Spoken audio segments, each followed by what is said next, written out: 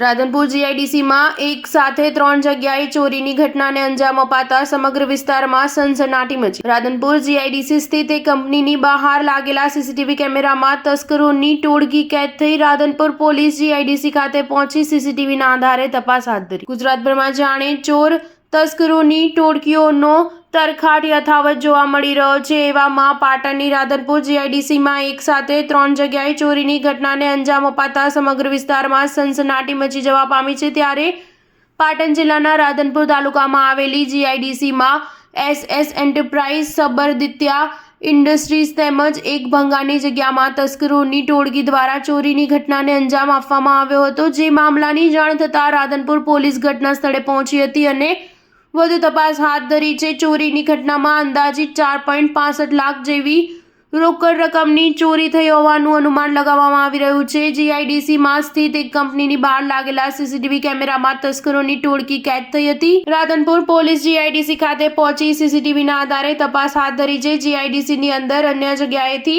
ભંગારના ગોડાઉનમાં પણ ચોરીનો પ્રયાસ કરવામાં આવ્યો હતો, જેમાં દિત્યા ઇન્ડસ્ટ્રીની અંદર 30,000 રૂપિયાની રોકડની ચોરીને અંજામ આપતા 5 ચોરો સીસીટીવીમાં કેદ થયા હતા। અગાઉ પણ જીઆઈડીસીની અંદર ચોરીની ઘટનાઓ બની હતી। Star news 7 Patan.